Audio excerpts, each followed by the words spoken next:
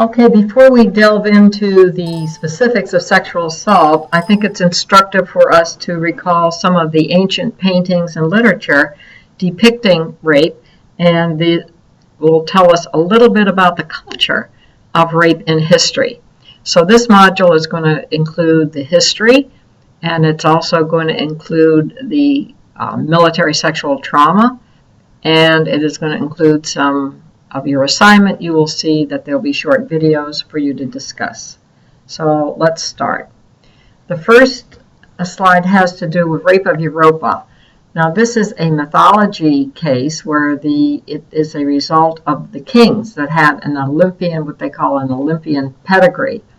And you see on this beautiful artwork, which is in the Isabel Stewart Gardner Museum in Boston, it is this scantily clothed, if you will, princess that's being abducted by the god Jupiter in the guise of a sweet white bull. And it's a very erotic theme, and it's the most important piece of art at that particular museum.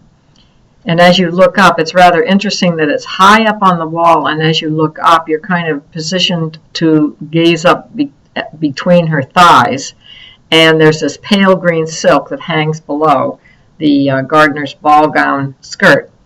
So Titian is the artist, and it was, if you notice also, the children are watching somewhat in protest as Europa is being the princess is being carried away by the bull. Then there's another type of literature. It's called Rape of Lucretia, and this has a long history in literature. Shakespeare has written about it, several other artists have written about it, and each time, as you see in some of the ancient history, that it changes, the theme changes. But basically, Lucretia was a noble woman. Her husband was off at war. She was noted for her beauty and for her virtue. What happens is while the husband is at war, another person comes along and essentially tells her if she doesn't comply with his sexual demands, he is going to take a slave and take his clothes off and kill him and lay him next to Lucretia if she doesn't comply. She, in that case, does comply, but the next day when the husband comes home or whenever he comes back from war, and she tells him about it, they are sympathetic to her, but in her grief and her distress, she takes a knife and kills herself. What's important so it is a rape and suicide. That is a behavior that you sometimes see with rape victims who are so distressed and so upset by what has happened to them that we do have some cases where there has been a suicide. The next drawing or painting is Rape and War, and this is based on the rape of the Sabine women. This is when Rome was decaying and the Sabine tribe was defeated, and so the Sabine women were taken and raped. And when you look at this painting, you will see the women being carried off. You also see the children now lying down, staring up with, looks like distress that they're having. And that has been a theme to the victor goes the spoils is the term they use. So you can see this theme carried down through the ages of rape and war. Moving forward now into our more contemporary times to just look very briefly at some survey data, and this will be explained more in some of the units that we will have in our course. But the National Victim Violence Against Women study back in 2006, which is the last time they had done this long survey, reported that 17.6% of women and 3% of surveyed men were raped at some time in their lives. Now, these statistics change somewhat, but I think what's important is to see how many, 21% of the 17%, were younger than 12 at the time of the rape, and then a third were between the ages of 12 and 17. So if you want to look at what we call prevalence rapes, it would be prevalence of rape is equivalent to 1 of every 6 women and 1 of every 33 men. Now you need to know, as you probably have studied, that you have limitations of any survey. And so in this case, to report a rape, the victim must have perceived that a rape occurred, decided it was an illegal act, decided whether to even disclose it or not, and then when it is reported to the police or even to the researcher, if that's the type of work you're doing, that person must decide whether the act met the definition of an illegal act. So there's a number of factors that build into reporting a rape. It's not a simple act. The dynamics of reporting rape, we call this a hidden crime.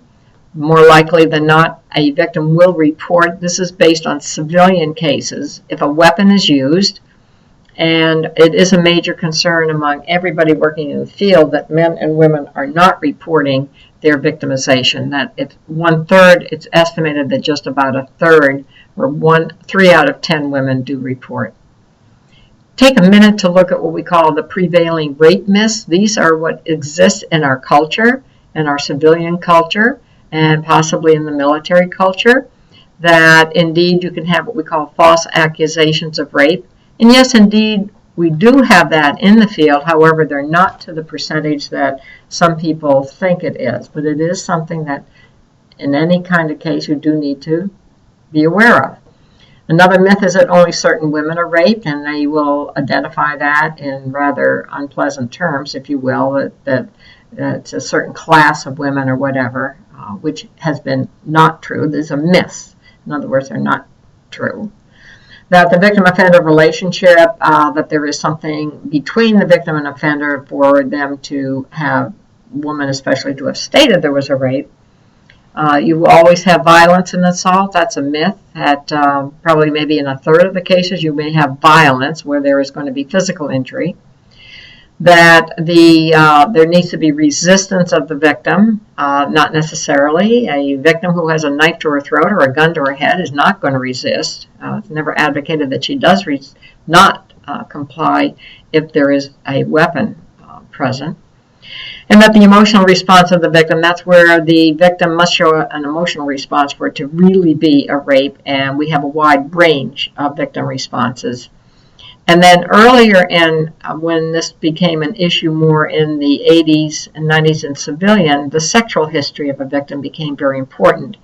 But what developed in legislation was what we called the rape shield law, which meant that the the sexual history of a person could be shielded, if you will, from a legal proceedings.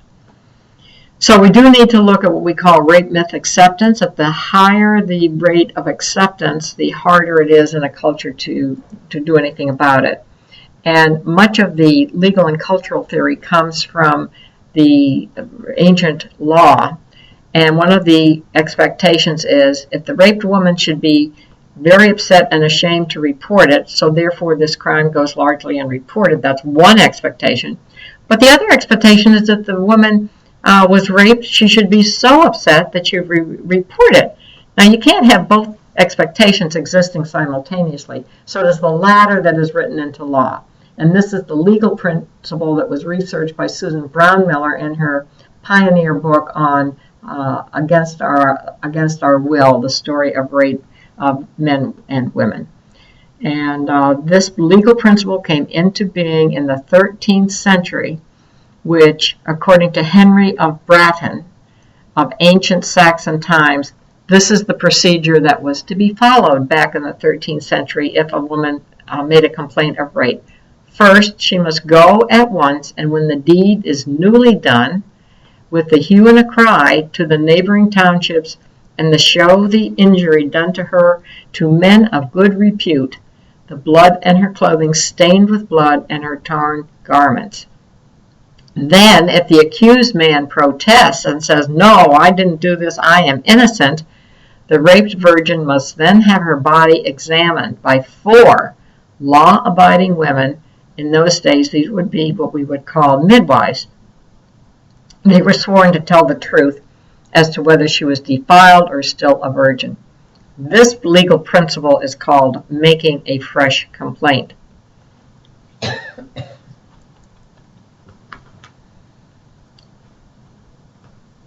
The last concept that we want to talk about is the concept of victim precipitation. Basically, this says that it's in the behavior of the actions of the victim that triggers the offender's behavior. So if the offender perceives the victim as being tempting, flirting, and an invitation, that he has the right to have sex with her, and it would not be called rape, that it really is the victim that precipitates the act.